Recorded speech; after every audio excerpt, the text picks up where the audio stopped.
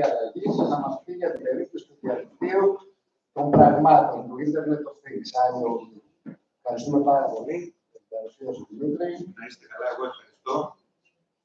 Καλησπέρα. Καλησπέρα σε όλους.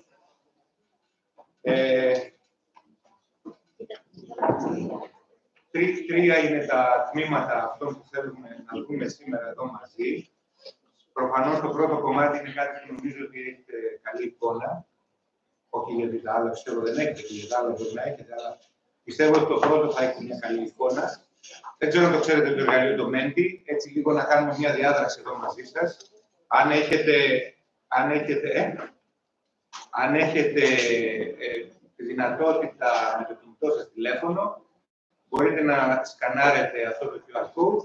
Αλλιώς πάτε στο menti.com και βάζετε αυτόν τον αριθμό. Όποιοι θέλουν, ανωνύμων προφανώς. Ουσιαστικά εδώ υπάρχουν τρεις ερωτήσεις. Μόλις θα μπείτε στο κινητό σας, θα τις δείτε και θα τις απαντήσετε με μία πενταβάθμια κλίμακα ουσιαστικά απαντάτε. Δεν είναι έρευνα, είναι απλώς η λογική. Συμφωνώ πολύ, διαφωνώ τελείως. Η κλιματική αλλαγή συμβαίνει, δεν υπάρχει αμφιβολία. Γνωρίζω πολύ καλά τι είναι το IoT.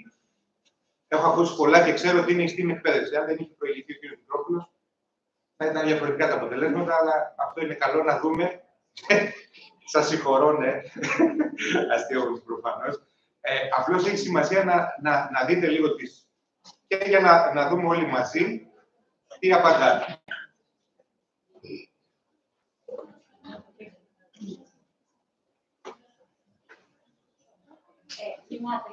Ναι, αμέ. Αν μπορείτε να το σκανάρετε εκεί ή να βάλετε Menti. Εντάξει, μπορεί να βάλει Menti.com και να βάλει το νούμερο 93-53-42. Θα τα βγάζει αυτόματα, δεν τα έχω βάλει εγώ. Λοιπόν, συμφωνώ απόλυτα για το αν η κλιματική αλλαγή δεν υπάρχει αμφιβολία. Υπάρχουν κάποιοι που δεν συμφωνούν απόλυτα αυτό που βλέπω. Ναι. Η επόμενη ερώτηση είναι, γνωρίζω πολύ καλά τι είναι το διαδίκτυο των πραγμάτων. Στο κάπου εκεί που θα επιλέξετε το κάτω μέρος πρέπει να έχει επόμενη ερώτηση, θεωρώ. Πρέπει να γυρίσετε Πρέπει να το έχετε στη σύνδεση. Δεν προχωράει. Δεν πειράζει.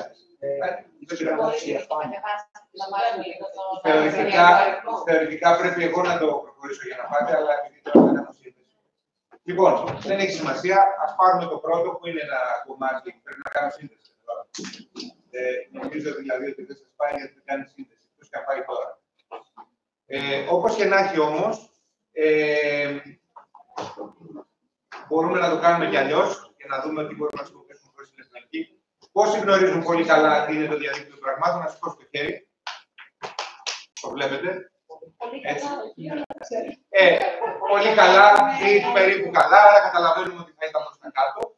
Και αν πάμε και στην επόμενη ερώτηση, έχω ακούσει πολλά και ξέρω ότι είναι η STEAM εκπαίδευση. Εντάξει, πιάνουμε τα χέρια. Χέρια, μην τρέπεστε. Χεράκι είναι.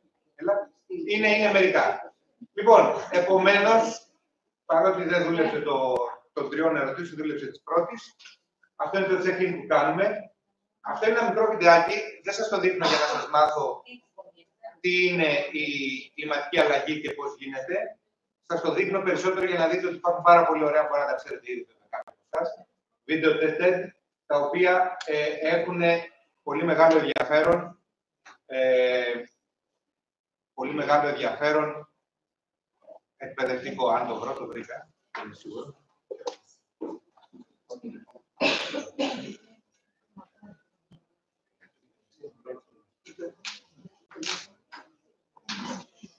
Δύο μισή λεπτά κρατάει, είναι πολύ σύντομο.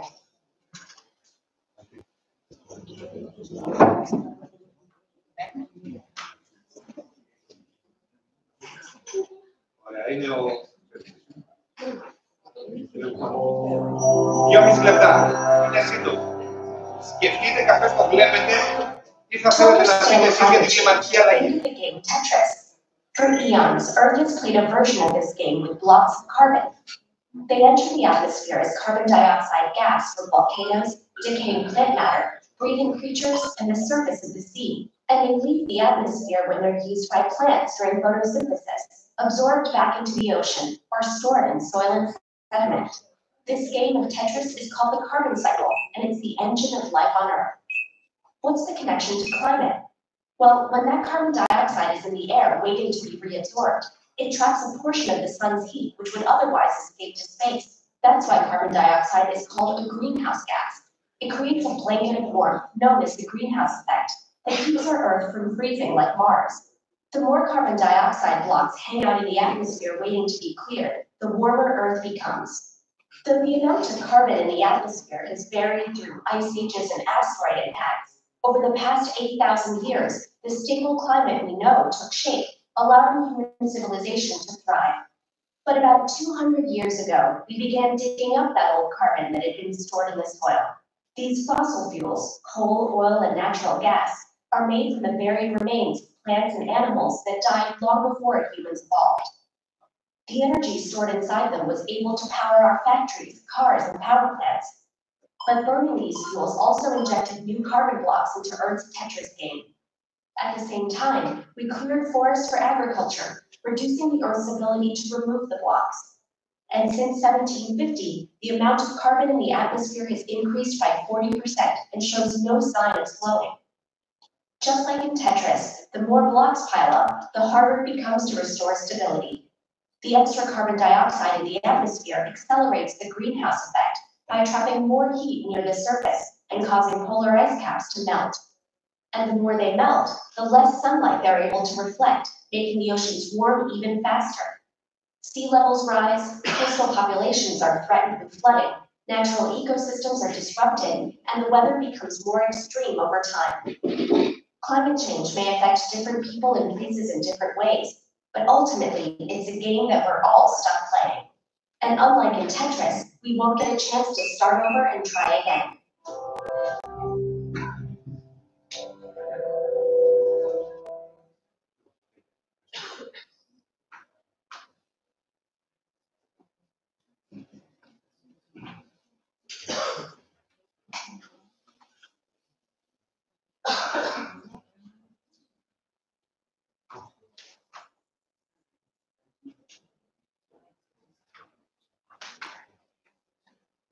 Ωραία.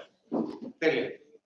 Είδατε τι ωραίο βίντεο είναι αυτό. Σε 2,5 λεπτά, όλη τουλάχιστον η βασική πληροφορία, η οποία πρέπει με κάποιο τρόπο, εκτελεστικά μιλώντας τώρα, δεν είναι τα πάντα, αλλά είναι πολύ σημαντικά. Επομένως, είναι αυτό, εντάξει, που βρισκόμαστε σήμερα, είναι η ιστορία ότι έχουμε περάσει τον ένα βαθμό. Εντάξει.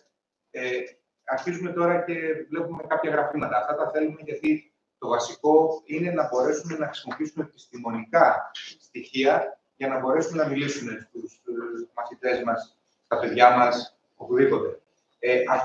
Αυτός είναι ένα γράφημα, ένα διάγραμμα που δείχνει ξεκάθαρα μαύρες, πράσινες, καφές γραμμές, καταλαβαίνετε τι έχει συμβεί και τι γίνεται με το θέμα της αύξησης θερμοκρασίας. Ένα άλλο είναι η μείωση της μάζας των παγετώνων.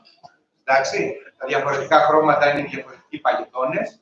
Την πληροφορία την περνάω γρήγορα γιατί δεν χρειάζεται να μένουμε σε λεπτομέρειες. Εδώ έχει την παγκόσμια μέση στάθμη της θάλασσας που έχει ανέβει.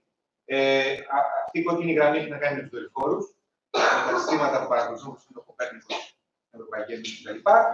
Και ποιες είναι οι επιπτώσεις της. Οι επιπτώσεις της έντονες, εγώ απλώς θέλω να. Αυτό εδώ που γράφει η Ευρωπαϊκή Ένωση στο site της, δηλαδή ότι τι μπορεί να βιώσει κατά τη διάρκεια της ζωής των παιδιών μας, η περιοχή εδώ, αυτά είναι πολύ κρίσιμα σημαντικά και έχουν ιδιαίτερο ενδιαφέρον σε όλα τα επίπεδα, δηλαδή αν τα δει κανείς. Τι κάνουμε εμείς για αυτά, Ευρωπαϊκή Κοινότητα, Ηνωμένα Έθνη, αυτά τα ξέρετε, τι μπορούμε, τι πρέπει κτλ. Ναι, ωραία. Γιατί είναι σημαντική αυτές οι διασκέψεις. Το περνάω γρήγορα, νομίζω τα γνωρίζετε αυτά που θα συμβεί επόμενη. Το μόνο που ήθελα εδώ λίγο να δείτε το timeline σχετικά με τις διαπραγματεύσεις. Δείτε εδώ ότι το 2021 είπα προσχωρούν ξανά στη Συμφωνία του Παρισιού και εδώ το 2017 είχαν βγει από τη Συμφωνία του Παρισιού. Έτσι, για να δούμε πώς είναι λίγο τα πράγματα. Μπορεί να αντιμετωπιστεί. Λοιπόν, Εδώ ερχόμαστε στην ουσία. Άρα έχουμε ένα φαινόμενο, το οποίο το βλέπουμε, το παρατηρούμε, έχουμε κάποιους λόγους. Τι είναι αυτοί οι λόγοι, 1, 2, 3. Πώς μπορούμε να το δούμε πρακτικά, 3 γραφήματα σας έδειξα. Και πάμε τώρα, μπορεί να αντιμετωπιστεί. Αυτά δεν σας τα λέω ως μάθημα, τα φέρνω να τα δούμε ως πλαίσιο, γιατί μετά θα περάσουμε σε αυτό που θέλουμε να μιλήσουμε, που έχει να κάνει με το Internet of Things και τι μπορούμε να κάνουμε έτσι. Λοιπόν, πώς μπορεί να το αντιμετωπιστεί, 2 είναι οι τρόποι δράσης και είναι ο μετριασμός και η προσαρμογή. Εντάξει, δηλαδή, με κάποιο τρόπο αφορούν προσωπικά εμένα, εσάς, όλους μας, καθημερινότητά μας, δική μας, άλλων, κυρίως όμως έχουν να κάνουν και με τις κοινωνίες, είτε τις τοπικές, είτε τις μεγαλύτερες, περισσότερο από τοπικές, και με τα κράτη. Η προσαρμογή αφορά τις δράσεις που απαιτούνται από άτομα, κοινότητας κτλ. Το βλέπετε, δεν χρειάζεται να σας το περιγράψω. Η διαφορά τους είναι ότι ο μετριασμός δεν μπορούμε να κάνουμε προσωπικά και παγκοσμίως προκειμένου να μειωθεί κάπως αυτό το φαινόμενο, δηλαδή η παραγωγή του διοξειδίου του άνθρακα βασικά σε πρώτη φάση, και άλλα βέβαια, όπως είπαμε. Και η προσαρμογή τι μπορούμε να κάνουμε, γιατί μια πλημμύρα, μια πυρκαγιά που συμβαίνουν και θα συμβούν, πώς μπορούμε να τα αντιμετωπίσουμε και τι μπορούμε να κάνουμε. Αυτό εδώ είναι ένα γράφημα που βλέπετε από το Πανεπιστήμιο.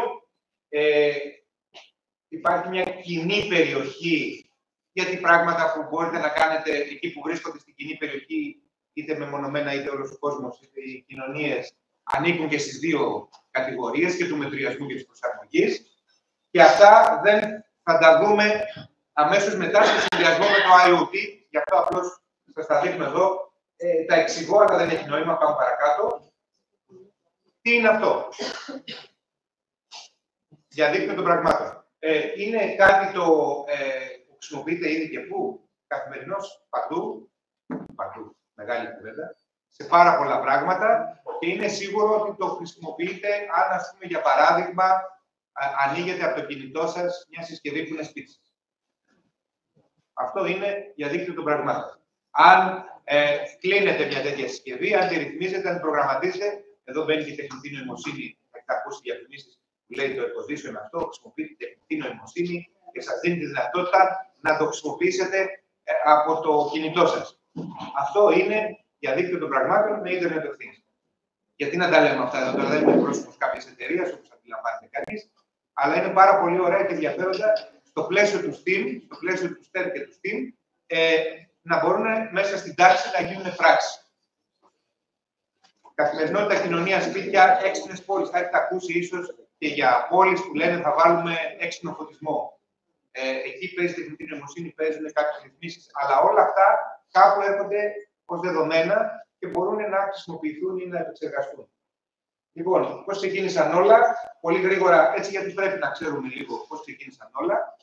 Τουλάχιστον κατά την πηγή που έχω στο Carnegie Mellon, ένας αυτόματος πολιτής αναψυκτικών που ήθελαν να καταγράφει τι αναψυκτικά δίνει, πόσα δίνει, πότε είναι η ώρα που έχει περισσότερη κίνηση κτλ. Το όρος για πρώτη φορά αναφέρθηκε εκεί. Άρχισε να γίνεται δημοφιλές. Πότε? Γιατί όταν αποκτά μια κοινωνική διάσταση γίνεται δημοφιλές, το αντιλαμβάνεται κανείς, αν είναι κρυμμένο σε ένα εργαστήριο δεν το ξέρει κανείς. Πού έγινε αυτό? Όταν άρχισαν οι τεχνολογίες να γίνονται πιο ευρύτερες με το RFID και το NFC. Το NFC τι είναι? Πληρώνετε με το κινητό σας.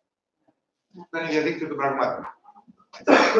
Ξέρει η τράπεζα εκείνη τη στιγμή, αν τουλάχιστον εκείνη τη στιγμή, λίγο αργότερα όταν υπάρχει σύνδεση, τι ακριβώς έχει συνδεθεί, πού, πότε, τι. Σας έρχεται και μήνυμα, ωραία, δεν το θέλετε σαν μήνυμα. Ενημέρωση. Αυτό λοιπόν είναι ένα ολοκληρωμένο σύστημα διαδικτύου των πραγμάτων που έρχεται και γίνεται σε εμάς πραγματικότητα. Ορισμοί, απλώς να ξέρετε γιατί τα λέμε things, γιατί τα λέμε πράγματα, έτσι το είπανε. Είναι πάντα όλα έρχονται, θέλεις να παίξω λίγο και προσπαθούμε να βρούμε ωραίους όρους ελληνικούς, και αυτό είναι ένα ζήτημα πάλι. Αλλά, εν πάση περιπτώσει, πράγματα που μπορεί να είναι κυρίως αισθητήρες συσκευές που κάνουν ή ιδιαίτερες κατασκευές που μπορούν να λειτουργήσουν. Αυτή είναι μια ωραία εικόνα, είναι ένα ωραίο γράφημα, πώς έχουμε φτάσει στο διαδίκτυο των πραγμάτων, ξεκινώντας από το πριν του ίντερνετ, το διαδίκτυο των ανθρώπων, δηλαδή δείτε άνθρωπο προς άνθρωπο, το παγκόσμιο δίκτυο, το Web2, όπου τι έκανε, άρχισε και υπήρχε αλληλεπίδραση, τα social media που είναι το διαδίκτυο των ανθρώπων εικονικά, Internet of People, Και έχουμε το ίντερνετ των πραγμάτων τώρα πια, το οποίο βρίσκεται πού? Βρίσκεται εδώ που έχουμε πει και αναφέρει. Φορετά, smart home, έξυπνο σπίτι, αυτά που ήδη έχω πει, αλλά λίγο να τα δείτε έτσι πολύ γρήγορα. Δεν έχει σημασία να κρατάμε πληροφορίες άξιτες, απλώς να τις δίνουμε νόημα. Θα τους δώσετε νόημα λοιπόν αν εσείς σκεφτείτε τώρα, εδώ που σας τα δείχνω, κάτι δικό σας. Είναι μια δική σας εμπειρία. Αν το σκεφτείτε, ότι θα φύγετε από εδώ, χωρίς να έχετε διαβάσει τίποτα από αυτά, απλώς τους τίτλους θα το θυμάστε.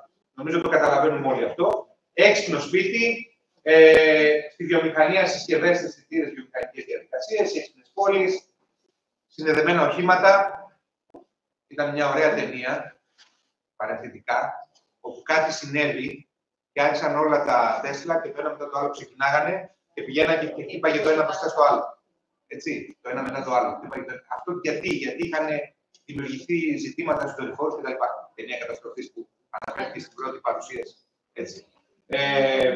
Για υγείας, για αγροτικές, όλα αυτά που σας τα δείχνω τώρα εδώ στα λίγο γρήγορα, για πορικές είπαμε το κινητό, μπορούν να γίνουν με έναν διαφορετικό τρόπο πολύ ωραίες εκπαιδευτικές εφαρμογές στο σχολείο. Πώς, θα το δούμε.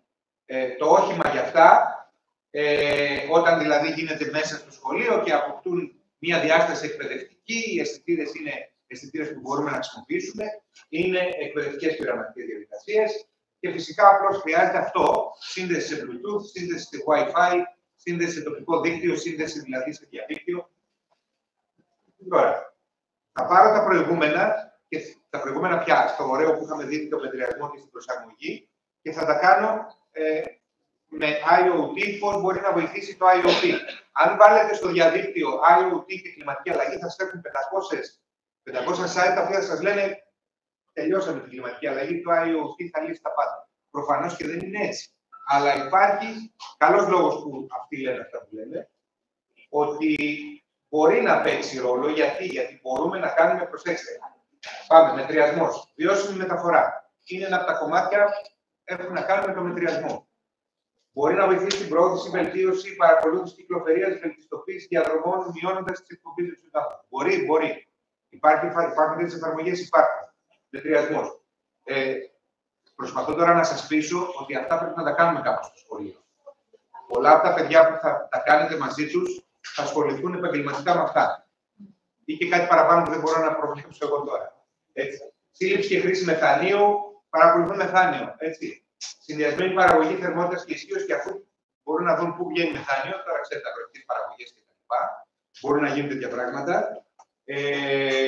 Διανομή ενέργειας, ναι. Ανανεώσιμη ενέργεια, παρακολουθούν και διαχειρίζονται παραγωγή ανανεώσιμη και διανομή ενέργειας, βελτιώσεις βιομηχανικών, ενεργειακή αποδοτικότητα, έξυπνα κτίρια. Όλα έχουν να κάνουν με αυτό. Μετρώ κάτι, προσπαθώ να καταλάβω. Εδώ μπαίνει και η τεχνητή νοημοσύνη που μπορεί να καταλάβει καλύτερα και βγάζει ένα συμπέρασμα το οποίο μπορεί να μας βοηθήσει και μπορούμε εμείς να το παραμετρήσουμε. Απορρόφηση του άνθρακα, προστασία δασών. Θα έχετε δει ίσως στην τηλεόραση ότι σηκώνει ένα drone και πηγαίνει και κοιτάει. Εντάξει, αντιλαμβάνεται κανείς ότι αυτά είναι τεχνολογικές εφαρμογές, αλλά περιέχουν αυτή τη λογική. Τα δεδομένα μπορεί να πηγαίνουν κατευθείαν κάπου. Δηλαδή δεν είναι μόνο η οθόνη που βλέπει κάποιος. Να πω στο λυπηρό παράδειγμα του ανθρώπου που πέθανε από πεζοπορία, γιατί είχε πάει εκεί. Αν υπήρχε ένα τέτοιο σύστημα που θα μπορούσε με τεχνητή νοημοσύνη να αντιληφθεί, ίσως θα καταλάβαινε κάποια μαύρη κοκκίδα που ήταν διαφορετική από τις άλλες μαύρες. Αυτό το λέω απλώς γιατί είναι να κάνει νόημα για εσάς, γιατί το έχετε ακούσει. Διαχείριση θερμότητας. Σχέδια συνέχιση επιχειρήσεων. Αυτό σημαίνει πως οι επιχειρήσεις θα προσαρμοστούν και θα γίνουν καλύτερες και θα πάμε παρακάτω. Σχεδιασμός κτηρίων, μετριασμός πλημμυρών. Πολύ σημαντικά ζητήματα και με τον εφοδιασμό των τροφίμων. Κάποιος θα πει με vegan, πολύ ωραία, και κάποιος θα έρθει. Αυτά είναι βίντεο που υπάρχουν και στις ίσως θα έχετε δει και εσείς, επίτηδες να χρησιμοποιώ. Είμαι vegan, ναι, αλλά ξέρεις ότι τρως ένα αβοκάντο που για να έρθει χρειάζεται τόσο αστείο. Η κουβέντα γίνεται γιατί όλα αυτά που σας αναφέρω, η προστασία του εφοδιασμού των τροφίμων με χρήση τέτοιων συσκευών, μπορεί να βοηθήσουν σε αυτό το πράγμα. Αυτό λοιπόν για την προσαρμογή, ακόμα αλλαγές χρήσης γης, μετεγκατάσταση, αποφάσεις, ανθεκτική αστική μεταφορά, οικονομία νερού και ενέργειας, όλα αυτά μπορούν τέλος πάντων να σχεδιαστούν με τρόπο που μπορούν να βοηθήσουν γεωργία χαμηλών υδρών, πράσινες υποδομές. Άρα λοιπόν το IoT προσφέρει, το διαβάζω όπως το γράφω, πολλές δυνατότητες για την αντιμετώπιση της κλιματικής αλλαγής, ενισχύοντας την αποδοτικότητα, την παρακολούθηση και τη διαχείριση των πόρων μας. Τελεία. Όλα αυτά δηλαδή μπορούν με κάποιο τρόπο να βοηθηθούν με το Ιντερνετ of Things. Τώρα, Στίβ, ναι. Να πάω πιο γρήγορα. Νομίζω ότι πόσο χρόνο έχω ήδη χρησιμοποιήσει, δεν έχω δει. Δύο απλά παραδείγματα για να καταλάβω τι είναι project Steve. Ωραία. Φτιάξω τι να κάνω.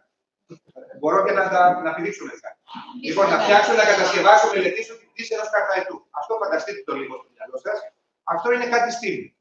Μπορεί να χρησιμοποιήσω μια συγκεκριμένη προσέγγιση μεθοδολογία που έχει να κάνει με τη μηχανική. Μπορώ να το δω με τη διερευνητική, μπορώ να το δω με διάφορους τρόπους. Φτιάχνω λοιπόν ένα χαρταετό. Να φτιάξω ένα αυτόματο ταϊστή ψαριών, αυθεντικό πρόβλημα που αναφέρθηκε πριν από τον κύριο Μικρόπουλο, είναι ένα αυθεντικό πρόβλημα. Φεύγω το καλοκαίρι από το σχολείο και είναι τα ψάρια θα ψηφίσουν. Μπορώ να κάνω ένα αυτόματο. Ωραία.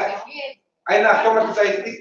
Λοιπόν, τώρα, επειδή καταλαβαίνω ότι είναι λίγο ο χρόνος, να σας πω ότι αν πάρουμε εδώ τα επιμέρους αυτά στην επιστήμη και πρέπει να ξέρει να χρησιμοποιήσει τεχνολογία, κατασκευή, αίσθηση ωραίου, ρεύματα, μαθηματικά, γεωμετρία, όλα αυτά είναι παραδείγματα, συγγνώμη, είναι τις ενότητες. Μισό λεπτό, μην βιάζεστε, γιατί το κάψετε, γιατί είναι πολύ ενδιαφέρον.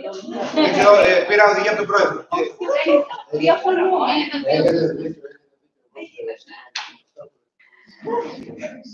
Λοιπόν, αυτό που βλέπετε τέλος πάντων είναι κατά να σου πω αντικείμενο, τι θα μπορούσε, δεν σημαίνει ότι αυτά είναι τα μόνα ή κτλ.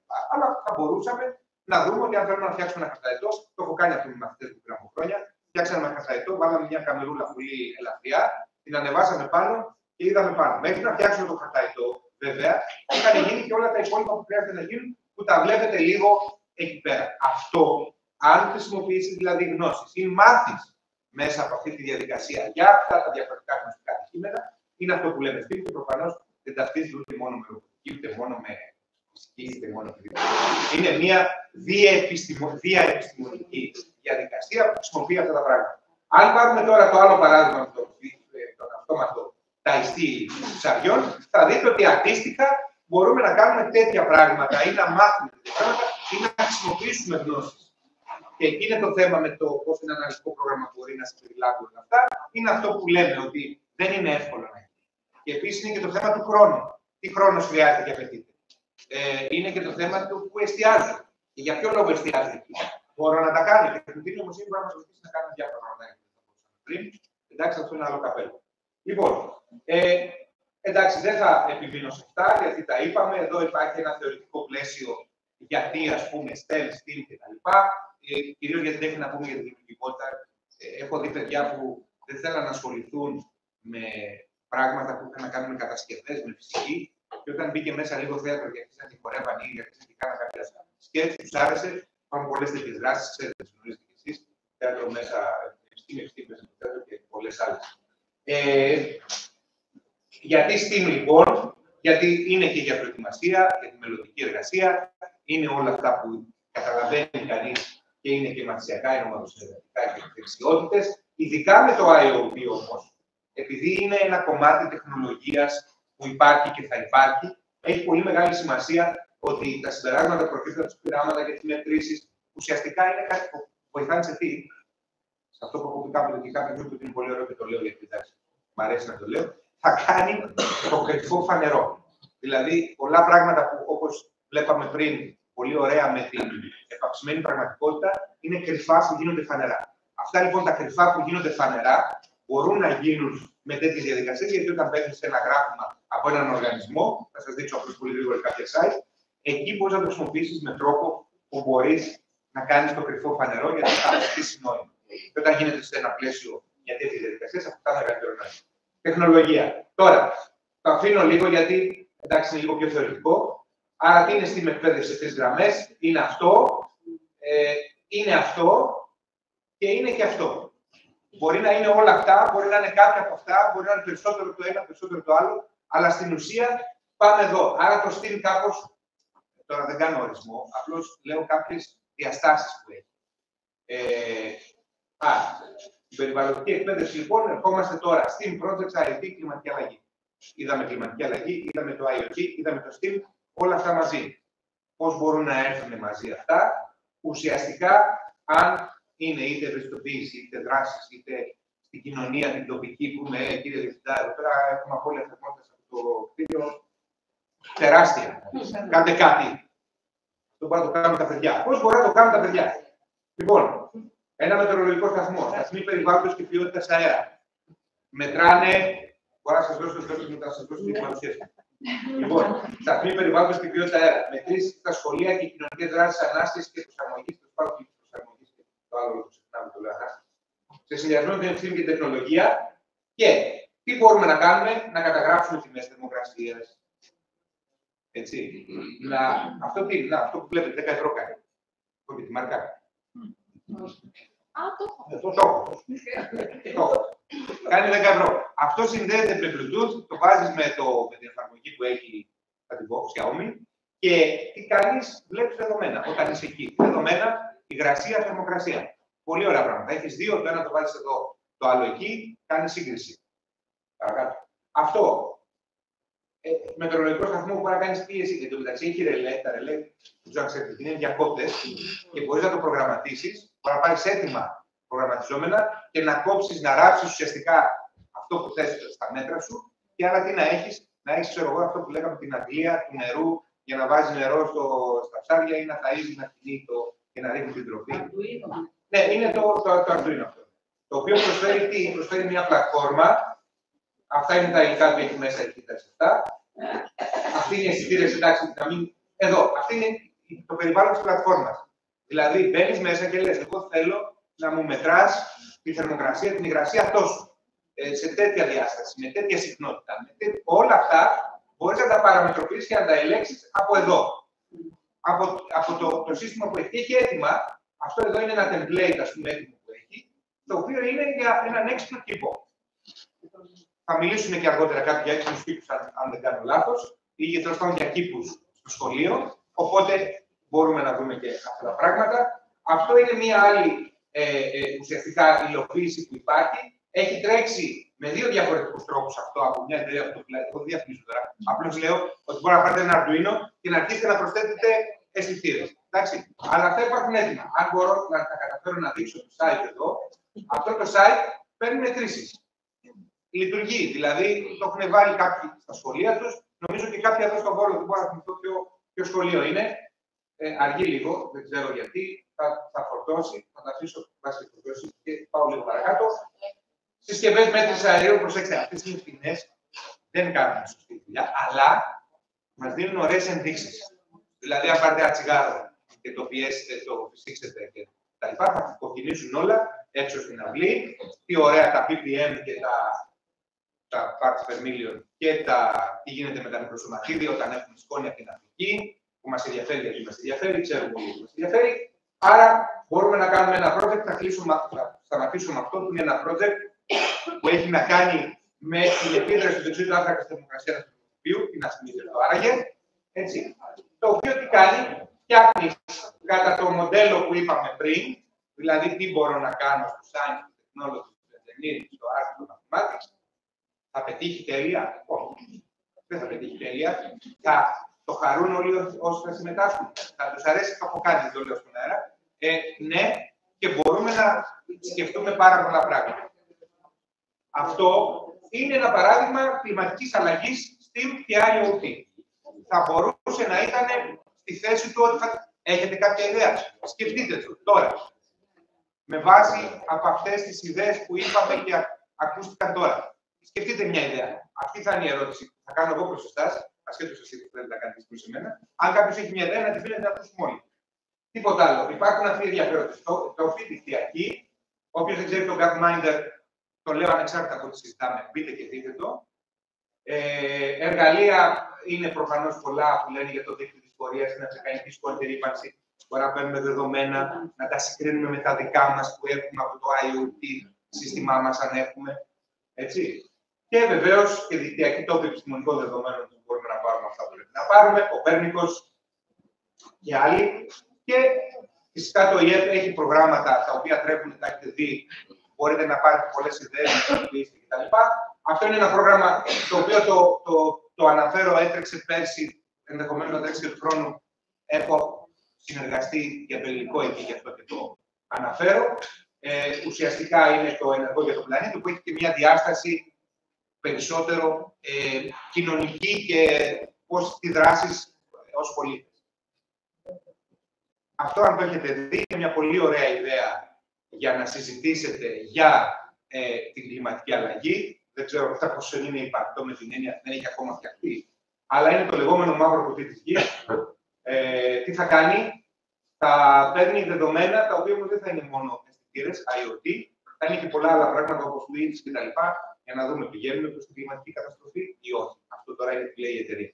Απλώς έχει πολύ ενδιαφέρον να το δούμε σαν θέμα αφόρμησης για ένα project team κτλ. Και αν θέλετε κάτι και αυτό, τώρα έχουμε μερικές ιδέες για να δούμε. Έχουμε μερικές ιδέες για STEAM IoT project σχετικά με το περιβάλλον. Αυτή είναι μία ερώτηση που θα δουλέψει. Ευχαριστώ.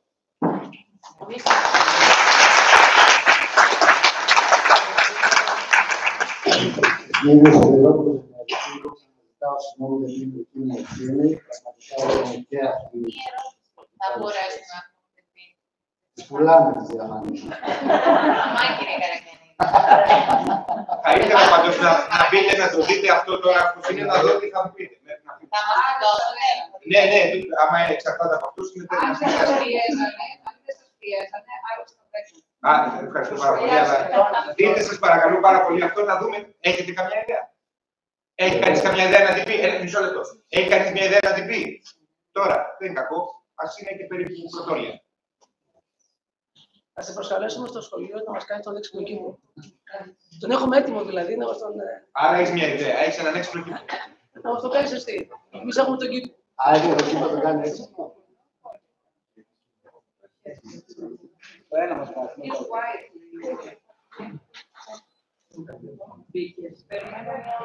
Λοιπόν, αυτά. Κύριε, ευχαριστούμε.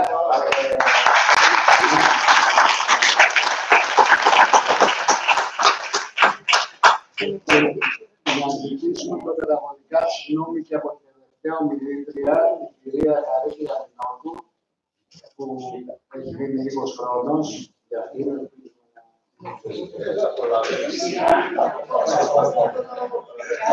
Θα κάνουμε και μετά λίγο μεγαλύτερο διάλειμμα. Η κυρία Μινότου είναι διδάσκουσα του Ιστοριών του Πανεπιστήμιου. Θα μας μιλήσει για ένα επίσης κάτι μόνο χωρίς να είναι ειδικό σχολείο ενδιαφέρον θέμα που αφορά την ακουστική οικολογία για την προστασία και την ανάπτυξη της φυσικής και πολιτιστικής σωρότητας.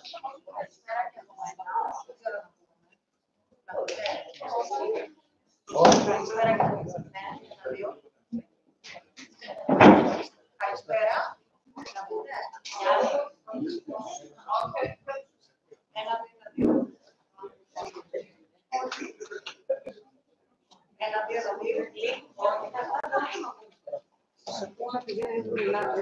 Για να τελειώσω λίγο χρόνο, πείτε πόσο χρόνο έχω. Δεν λέω τίποτα. Όχι, αυτό είναι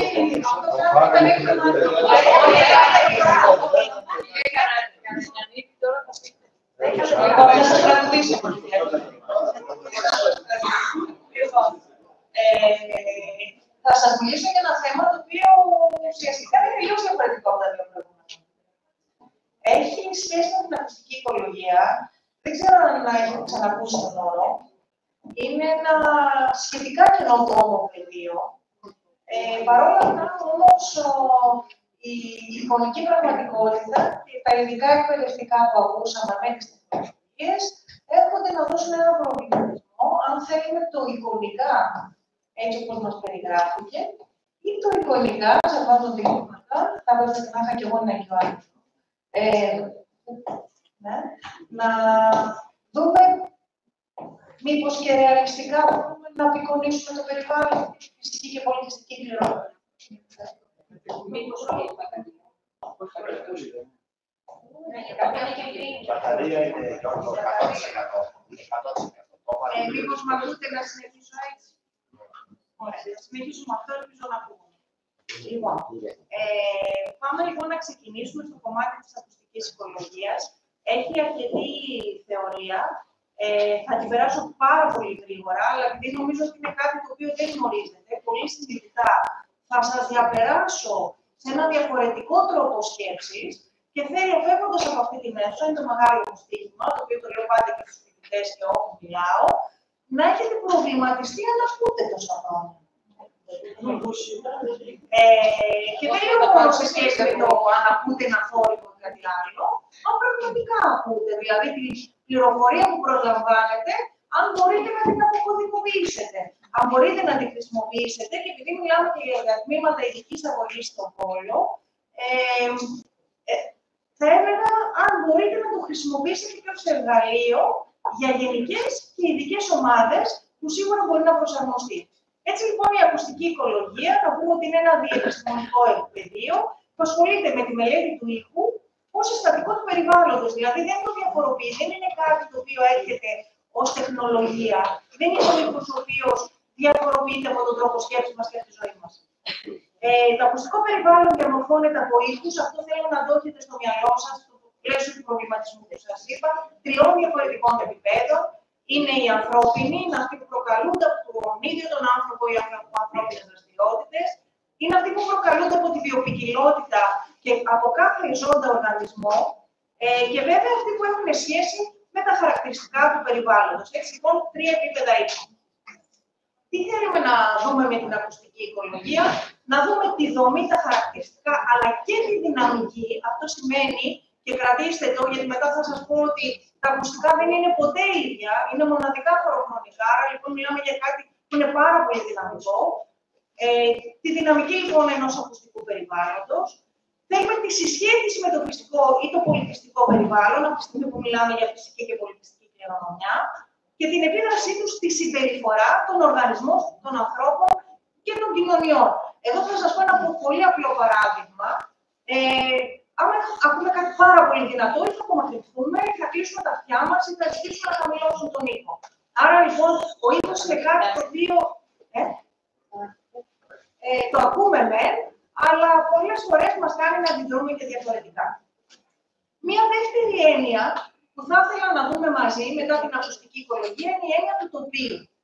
Επειδή μιλήσαμε σήμερα για περιβάλλον, είναι πάρα πολύ σημαντικό να ξεκαθαρίσουμε στο μυαλό μας, όταν μιλάμε ακόμα και για ήχους, τι είναι το τοπίο. Το τοπίο, όπως βλέπετε, σας έχω βάλει την Ευρωπαϊκή Σύμβαση, φυσικά οι παρουσιάσεις μετά θα τις στείλω, μπορεί να γίνει η διανομή τους να σας τις δώσω. Τι είναι, και αναγνωρίζετε και από την Ευρωπαϊκή Σύμβαση, είναι μια περιοχή που γίνεται αντιληπτή από τον ίδιο τον άνθρωπο. Και βέβαια, τι είναι επίσης, είναι μια αλληλεπίδραση. Μια αλληλεπίδραση χρονική, που αυτή η επίδραση του ανθρώπου με τον τόπο και τον χώρο έρχεται να αποτυπωθεί σε σχέση με το πώς το βιώνει ο καθένας, με τα ερεθίσματα, τις γνώσεις, τις μνήμες, πώς το ερμηνεύει. Είναι διαφορετικά αυτό. Τα συναισθήματα που προκαλούνται, είναι διαφορετικό αυτό που θα σκεφτούμε, πώς κατανοούνται και πώς βέβαια εξελίσσεται μέσα στον χρόνο. Έχουμε 2 συμπληρωματικά επίπεδα πληροφορίας, που είναι ουσιαστικά τοπικό, όλο αυτό που παρουσιάστηκε και πριν πάρα πολύ έντονα, αλλά και αυτό που βιώνουμε. Η όραση είναι η πιο δυνατή μας αίσθηση, είναι η πιο δυνατή από τις 5 αισθήσεις. Παρ' όλα αυτά, αν τη συνδυάσουμε με την ακοή, έρχεται λοιπόν ένα συμπληρωματικό πεδίο ολοκληρωμένο για να αντιληφθούμε ένα περιβάλλον. Και βέβαια, αυτό να πω, το οποίο είναι λίγο πιο προχωρημένο, δεν θα προλάβω να σας πω έτσι κάποια πράγματα σήμερα, ότι μπορεί να οδηγήσει ακόμα και στην προστασία, στην παρακολούθηση, στη διαχείριση. Αναφέρθηκε αν υπάρχουν κάποιες ιδέες για προγράμματα πριν. Ναι, θα μπορούσε να είναι η αποτύπωση όλων των ήχων και πώς αυτό μπορεί να φωνίζει την ηχοπικιλότητα, τις ηχοδιαδρομές, ποια είναι τα ήσυχα μέρη σε ένα πανεπιστήμιο, ποιες είναι οι περιοχές, ας πούμε, οι φοιτητές μας χαρτογράφησαν το πανεπιστήμιό μας. Και το ερώτημα ποιο ήταν, αν έρθει ένας άνθρωπος μέσα και σας πει, πού μπορώ να πάω λίγο να ησυχάσω, πού μπορώ να πάω και να ακούσω κόσμο, συνεχών ηχητικών αποτυπώσεων που συνδέονται και με τις εποχές. Τι θέλουμε, βιωματικές εμπειρίες. Θέλουμε γνώση, θέλουμε οποιοδήποτε ερέθισμα που συνδέεται με τις αισθήσεις μας. Θέλουμε να δημιουργήσουμε περιβαλλοντική συνείδηση, αυτό είναι σίγουρο. Και τι θέλουμε να κάνουμε, πολύ σημαντικό, κρατήστε αυτό, τη σχέση μεταξύ ήχου, μνήμης, αντίληψης και την ταύτιση με τα συγκεκριμένα χαρακτηριστικά του περιβάλλοντος. Πάρα πολλές ηχοδιαδρομές, από όποια πλευρά και από το δείτε, από όποια προοπτική, από όποια ηλικία, εδώ ένα πολυπιαγωγείο. Γνωστή τόποι, γνωστή προορισμία. Και εδώ θα σας δείξω το πρώτο παράδειγμα. Είναι μια δουλειά που κάναμε πέρσι με τους φοιτητές. Έχει βάλει στίγμα ότι κάθε χρόνο με τους φοιτητές θα πηγαίνουμε τουλάχιστον σε 1 με 2 συνέδρια. Στα μαθήματα, στο ηχοπερπάτηση.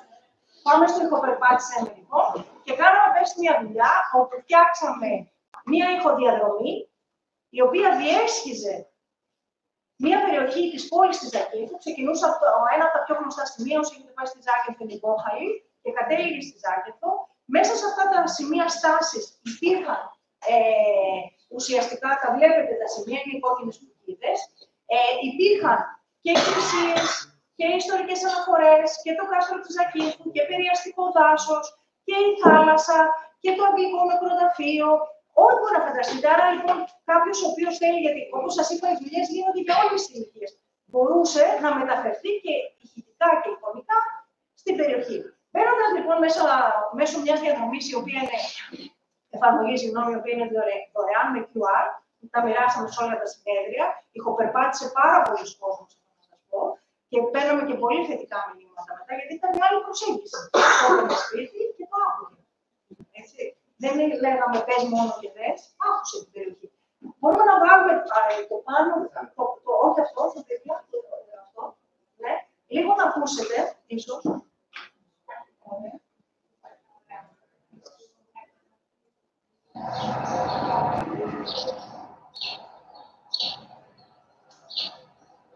Αυτό είναι το πιο τουριστικό μέρος της Ζακίνθου. Πήγαμε χειμώνα, γνωρίζουμε όπως είπαμε και στις εποχές. Και θέλω να ακούσετε όμως, δεν θα σας το πάρω, γιατί δεν έχουμε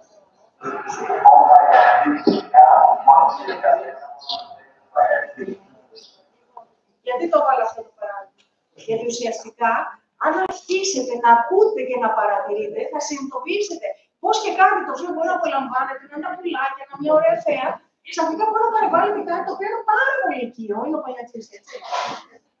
Το οποίο έρχεται και παρεμβάλλεται όμως. Δηλαδή, αν βάλετε ακόμα και τους μαθητές σας, να ξαπάσω την παρουσίαση, ευχαριστήσω χρόνο.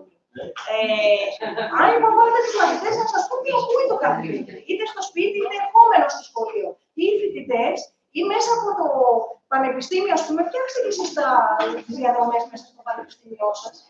Έτσι λοιπόν, γενικά για να έχουμε στο μυαλό μας, θα περνάω πολύ γρήγορα, οι περιβαλλοντικές διαδρομές που κάνουν, αναδεικνύουν και αποτυπώνουν το φυσικό και πολιτισμικό περιβάλλον, δίνουν μια δυνατότητα εξερεύνησης της φύσης και βέβαια συνδυάζονται. Αυτό θέλω να κρατήσετε. Είναι συμπλήρωμα της οπτικής. Και πάμε στο τελευταίο κομμάτι της παρουσίασης, όπου είναι η ερμηνεία. Σκεφτείτε ότι ξεκινήσαμε από την ακουστική, πήγαμε στο τοπίο, πήγαμε στο ηχοτοπίο, πήγαμε στο κομμάτι των ηχοδιαδρομών και πάμε στην ερμηνεία. Γιατί για να τα κάνουμε όλα αυτά πρέπει κάτι καθένα να επικοινωνήσουμε όμως. Η ερμηνεία λοιπόν περιβάλλοντος τι επιδιώκει, επιδιώκει να αναδείξει σημαντικότητα στη σχέση μεταξύ του ανθρώπου και του συγκεκριμένου περιβάλλοντος μέσα από μια προσωπική εμπειρία, δηλαδή πόσο ο καθένας αυτό που σας είπα το εκλαμβάνει. Θέλουμε να συνδέσουμε τον άνθρωπο με το περιβάλλον και να διαγείρουμε, τα περνάω πάρα πολύ κάθετα, θα σας τη στείλω την παρουσίαση, την περιέργεια, τη φαντασία, να εκπαιδεύσει. Κρατήστε το. Έτσι λοιπόν θέλουμε εμπειρία και δράση μέσα από την ερμηνεία. Θέλουμε να έχει ενημέρωση για το χώρο, το χρόνο, αλλά και την ιστορική και πολιτιστική συνέχεια. Σκεφτείτε αυτό που σας είπα πριν, ότι όλο το τοπίο, όπως έχει διαμορφωθεί, είτε οπτικά είτε ηχητικά, είναι αυτό που έχει διαμορφωθεί μέσα από την αλληλεπίδραση ανθρώπου και φύσης, μέσα στις δεκαετίες, μέσα στους αιώνες. Άρα λοιπόν αυτό πάμε να το δώσουμε, γιατί για να αναδείξουμε τη φυσική και την πολιτιστική κληρονομιά. Πολύ βασικό, στο κομμάτι της ακουστικής οικολογίας, θα το απευθυνόμαστε συνήθως σε όλες τις ηλικίες. Δηλαδή, μπορεί να συμμετέχουν από οικογένειες με παιδιά, μπορεί να είναι ειδικές ομάδες, μπορεί να είναι γενικές ομάδες, μπορεί να είναι μικρές ηλικίες, μπορεί να είναι μεγάλες ηλικίες. Μπορεί να γίνει με πραγματικές επισκέψεις ή με εικονική μεταφορά. Βέβαια, εδώ σήμερα στην αίθουσα δεν μπορώ να πω την εικονική πραγματικότητα. Συνδυάζεται με χάραξη διαδρομών, με σήμανση, με εναλλακτικό τουρισμό, βιωματική εμπειρία σίγουρα. Εξοικειώνουμε αυτόν που θέλουμε να ξαναγήσουμε σε μια περιοχή με την περιοχή. Θέλουμε μια ευαισθητοποίηση και συναισθηματική σύνδεση. Και βέβαια, πάρα πολύ σημαντικό για οποιοδήποτε θελήσει να κάνει οποιοδήποτε τέτοιου τύπου δουλειά, και όταν επιχειρήσει αυτό, είτε έκανε και μια ερμηνεία περιβάλλοντος, να σέβεται, να προστατεύει και να υπερασπίζει τη μνήμη. Και θα κρατήσετε αυτό γιατί θα καταλάβετε γιατί σας το λέω. Πρέπει να ευαισθητοποιήσουμε, πρέπει να ενημερωνόμαστε, θέλουμε ολιστική προσέγγιση, ανάδειξη μιας περιοχής, στόχος και τοπίο, θέλουμε την απόλυτη απεικόνηση. Πάμε παρακάτω. Και σε μικρή κλίμακα, τουριστική κλίμακα, σίγουρα, για να μην αλλοιώνουμε τα ακουστικά, αν θέλετε, περιβάλλοντα. Να σας πω ότι σε κάθε περιβάλλον που βρισκόμαστε, η ανθρώπινη παρουσία μετά χρειάζεται για να εξορροπήσει το περιβάλλον γύρω στα 2 λεπτά. Δηλαδή, αν πάμε σε ένα δάσος και θέλετε για να ηχογραφήσουμε για να το περπατήσουμε, αν θέλουμε απλά να ακούσουμε τους ήχους και να απολαύσουμε τη βιοποικιλότητα της περιοχής, θα πρέπει να είμαστε έως ακίνητοι και αμήλυτοι για σχεδόν 2 λεπτά για να επανέλθει το οικοσύστημα στη φυσική του κατάσταση. Και αυτό ακόμα είναι μια πρόκληση, ακόμα και για τους φοιτητές και για τους μαθητές. Να μπορέσουν να δουν τη διαφορά από τη δική τους παρουσία σε ένα σύστημα το οποίο είναι αυτόνομο. Γιατί όταν έχουμε αρχίσει και μιλάμε για οικοσυστημικές υπηρεσίες, για κλιματική κρίση, κατάρρευση, ή όποιον όρο θέλετε να αφήσετε, πρέπει ουσιαστικά να αρχίσουν να μπαίνουν, αν θέλετε, σε μια πραγματικότητα και όχι εικονική, πώς και εμείς οι ίδιοι άνθρωποι, ακόμα και στην καθημερινότητά μας, χρειάζονται. Και γιατί σας είπα πώς το τελευταίο παράδειγμα, νομίζω ότι το ξεπεράσει τον εαυτό μου. Το τελευταίο λοιπόν παράδειγμα, για να κλείσει την παρουσίαση, είναι ένα έργο που παραδώσαμε πρόσφατα. Είμαι πάρα πολύ χαρούμενη που το κάναμε, να σας πω. Και ήταν αν θέλετε, μάλλον θα σας το πω αλήθεια. Ήταν η ιστορία της Γιάρρος. Η Γιάρρος είναι ένας τόπος πολύ ιδιαίτερος. Ένας τόπος με ιστορική μνήμη, τόπος εξορίας, τόπος φυλάκισης. Παρ' όλα αυτά, τα τελευταία χρόνια είναι και περιοχή προστατευόμενη, με είδη προστατεύονται, τη Φώκια και τη Χελώνα. Άρα, λοιπόν, έρχεται να συνδυάσει ένα κομμάτι φυσικής και πολιτιστικής κληρονομιάς. Εύκολο ή δύσκολο, πολύ δύσκολο. Γιατί, όπως σας είπα, έπρεπε να σεβαστούμε όλη αυτή τη μνήμη, αλλά να αναδείξουμε και τους 2 τομείς. Η Γιάρρος είναι πολύ δύσκολη στην προσέγγιση της, άρα λοιπόν έπρεπε να δώσουμε αυτή την εικονική πραγματικότητα, δεν θα το πω το γιατί δεν είναι εύκολο να πάει ο καθένας. Και γιατί πραγματικά πρέπει κάποιος να μπορεί να δει και εικονικά τι συμβαίνει. Έτσι λοιπόν δουλεύει το project Γιάρρος Story, το οποίο τι είχε ως σκοπό, είναι ένας ολοκληρωμένος οδηγός, όπως βλέπετε, για την ψηφιακή και διαζώσεις της ξενάγησης της Γιάρρος. Ήταν στο πλαίσιο του προγράμματος Leader και υπάρχουν πληροφορίες για την ιστορία, για τη φύση του νησιού, αλλά και πώς μπορεί αν κάποιος θελήσει να το επιστρέψει. Ήταν 2 έργα. Το πρώτο έργο το δούλεψε η ΚΟΜ που ανέφερε και ο κ. Ιωαννίδης. Και το δεύτερο έργο το δουλέψε με δική μου ομάδα και στηρίζεται στην απεικόνιση της Γιάρρου. Και σας προσκαλώ να το ψάξετε στο ίντερνετ μετά. Και ηχητικά.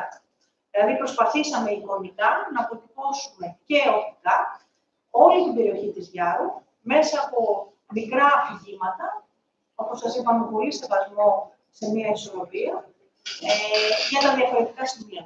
Πώς το κάναμε? Ουσιαστικά το ονομάσαμε εικονικά. Άμα μπείτε στην εφαρμογή, θα βάλετε Γιάρρος Story στο ίντερνετ και θα το βρείτε. Αν επιλέξετε λοιπόν το εικονικά, θα δείτε ρεαλιστικά, χωροχρονικά, γιατί φυσικά είχε, όπως σας είπα, μια μοναδική χωροχρονική, άρα τις πολύ λίγες φορές που μπορέσαμε να πάμε, εγκλωβίσαμε τον χρόνο, εγκλωβίσαμε την μνήμη. Είναι και για γενικές και για ειδικές ομάδες. Ήταν ένα στοίχημα. Όταν ξεκίνησα το διδακτορικό μου, μάλιστα ήταν επιτρέποντας ο κ. Μαστεγόπουλος, μου είχαν πει: δηλαδή, διάλεξε μία ομάδα, δεν θα το τελειώσω αυτό το διδακτορικό ποτέ. Όχι, θα το κάνω για όλους. Λοιπόν, είναι κάτι που δουλεύει. Αν το σχεδιάσουμε σωστά, μπορούμε να απευθυνόμαστε σε όλους. Είναι ένα στοίχημα όμως. Είναι ένα στοίχημα πώς προσεγγίζουμε μία πληροφορία. Δεν χρειάζεται κάτι τρομερό, πιστέψτε. Και βέβαια, η Γιάρος γίνεται προσβάσιμη για όλους.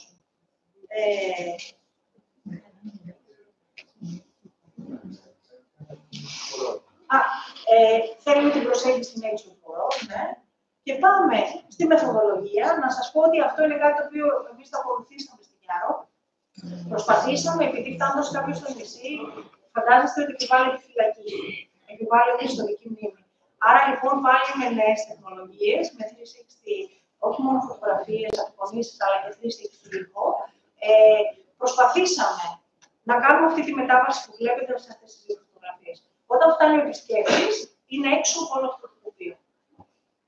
Όταν φεύγει, είτε βρεθεί στο νησί της Γιάρου, είτε εικονικά, ουσιαστικά να αποτελεί, να έχει ενσωματωθεί μέσα σε αυτό που λέγεται Γιάρος, με ό,τι μπορεί ο καθένας να προσλάβει ως μνήμη, εικόνα, βίωμα και σε σύνδεση με τη φυσική και την πολιτιστική κληρονομιά. Οι προκλήσεις ήταν πάρα πολλές, ο σεβασμός που είπαμε πριν, και βέβαια 600 φωτογραφίες, βίντεο, ηχοτοπία, κεντρικά βίντεο, δημιουργήθηκε μια ηχητική βιβλιοθήκη για το νησί της Γιάρου. Νομίζω ότι δεν υπάρχουν άλλες ηχητικές βιβλιοθήκες στην Ελλάδα, σε συγκεκριμένες περιοχές και σε συγκεκριμένες εποχές. Είναι πάρα πολύ ιδιαίτερο. Τοποθετήθηκε κάποια. Έγιναν ηχητικές ξεναγήσεις με τη μορφή αφηγημάτων που σας είπα. Ήταν τρίγλωσσο, είναι ελληνικά, αγγλικά, γαλλικά. Και επίσης, τι άλλο να σας πω, ότι ακόμα και οι φωτογραφίες με τον τρόπο που θα πούμε τώρα και θα τις δούμε ένα πάρα πολύ γρήγορο, γιατί έχω μόνο 3 λεπτά να παίζουμε.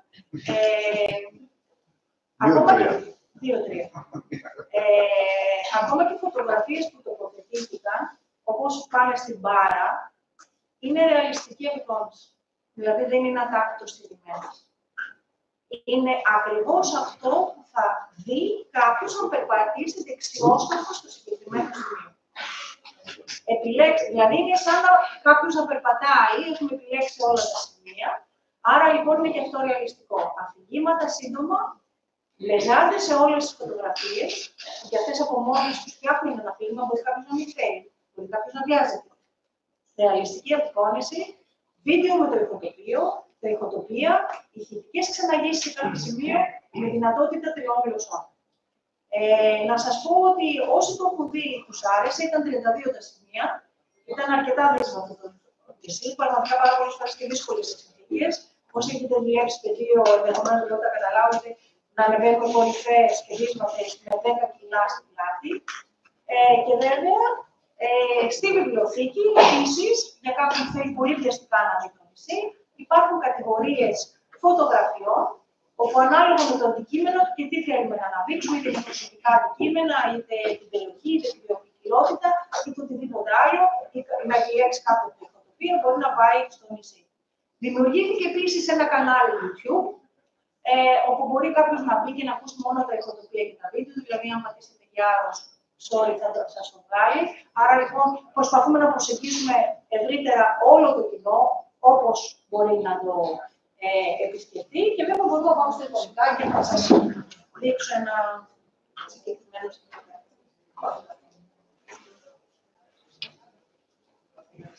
Είμαστε. Λοιπόν, επίσης να σας πω, όσοι μπείτε στην ιστοσελίδα, ότι έχει, πραγματικά, τέλεια, έχει τη σύντομη περιγραφή.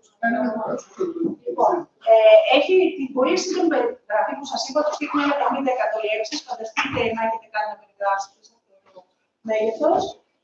Σε αυτό το βίντεο, το οποίο μπορώ να το βάλω για λίγο μόνο, απλά να σας πω το συγκεκριμένο, παρατηρήστε ότι έχει μόνο ηχοτοπίο και ηχότυπο. Άρα λοιπόν προσπαθήσαμε να είναι, όπως είπαμε, πολυλειτουργικό το υλικό, ανάλογα με το τι επιλέγει ο καθένας, να μπορέσει διαφορετική ομάδα να προβιάσει την πληροφορία. Επειδή δεν δώσαμε ιδιαίτερη βαρύτητα στο ηχητικό και στην αποτύπωση των ηχοτοπίων, δεν θέλαμε να πούμε και την κατάλληλη στην ανθρώπινη φωνή. Υπάρχει πιο κάτω στο αφήγημα, υπάρχουν και ηχητικές ξεναγήσεις σε κάθε σημείο. Άρα λοιπόν καλύπτεται πλήρως όλο το κομμάτι του σημείου και όλες τις διαδρομές. Το σταματάω. Κατεβαίνοντας λοιπόν την ιστοσελίδα, Βλέπετε το χάρτη, πατώντας οποιοδήποτε σημείο, βάζω ένα τυχαίο πάνω. Με το εδώ μπορείτε να πάτε στο συγκεκριμένο σημείο, άρα λοιπόν μπορείτε εσείς να επιλέξετε, γιατί φυσικά τα 32 είναι πάρα πολλά, αλλά μπορείτε να επιλέξετε εσείς σε ποιο σημείο θα πάτε, άρα μιλάμε για μια διάδραση. Να πω ότι ήταν πάρα πολύ καλή συνεργασία με την ΚΟΜ. Το έργο ήταν πρωτοβουλία του ΒΒΕΦ, όπως σας είπα στο πλαίσιο του Leader.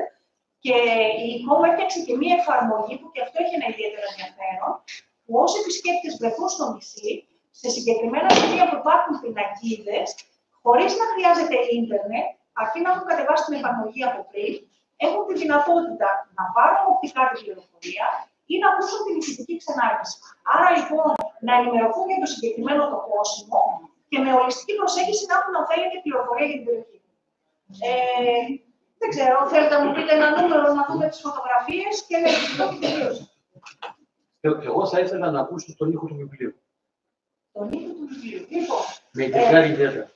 Λοιπόν, εγώ θα έλεγα όπως θα σας ακούσω αυτό, το οποίο θα είναι μόνο προσωπικό, γιατί σας μίλησα για τη Γιάρο. Άρα λοιπόν νομίζω ότι οι φωτογραφίες είναι σημαντικό, είναι φτάνοντας κανένας στο νησί. Και σκεφτείτε αυτό που σας είπα το δεξιό στροφά, δηλαδή αρχίζει, δείτε το, είναι αυτό που βλέπει ο επισκέπτης, από κάτω στους τηλεζάδες ακολουθούν τη λογική του αφηγήματος, έτσι. Και βέβαια αυτό μπορεί να έχει βάλει κάποιος να έχει επιλέξει το ηχοτοπίο και να τα ακούει παράλληλα. Τώρα βιαζόμαστε τώρα να σας κάνω πολλά. Δυστυχώς. Δυστυχώς. Λοιπόν, βλέπετε εδώ έχει το κάθε σημείο του την ηχητική ξενάγηση. Έτσι. Ενδεικτικά πατάω. Να βγούμε μέσα από το δούμε. Πραγματικά.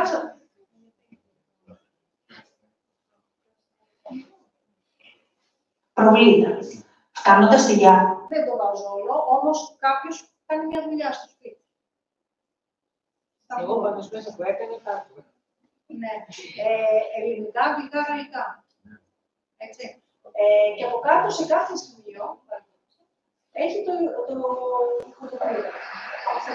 Λοιπόν, επειδή μου ζητήσατε αυτό, για να κλείσω λοιπόν, πάνω στην επιλογή, πάνω.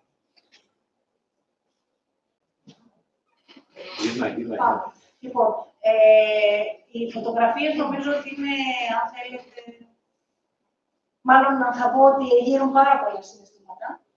Έτσι. Γιατί εδώ μόνο θέλω να δείξω υπάρχουν λιώμησια, υπάρχουν αντικείμενα.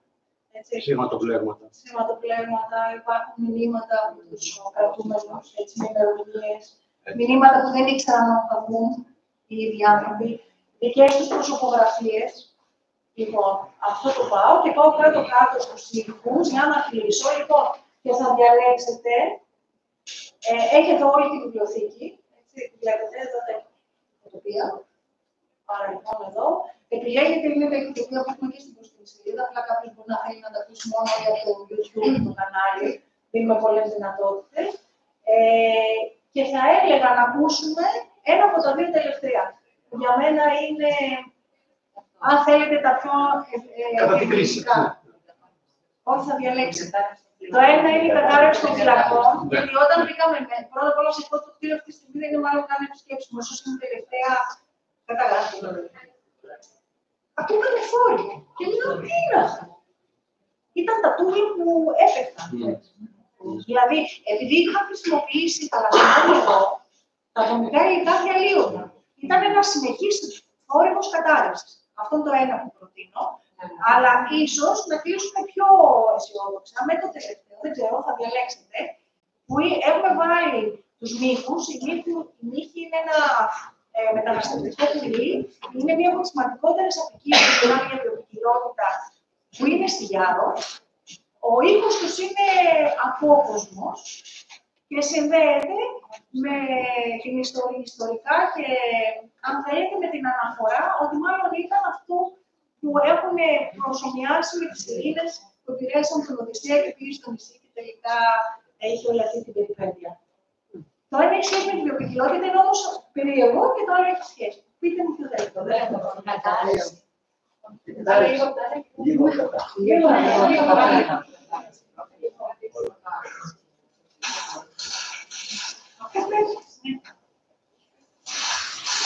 Ενώ δεν θα παρακολουθούμε, σκεφτείτε ότι Ήταν μια τρομερή εμπειρία. Οικοδομικά υλικά είναι αυτό. Χρησιμοποιούσαν το αλάτι, το νερό. Ναι, ήταν. Πολύ. Πραγματικά είναι αυτό. Σαν δίκτυο. Λοιπόν, αυτά.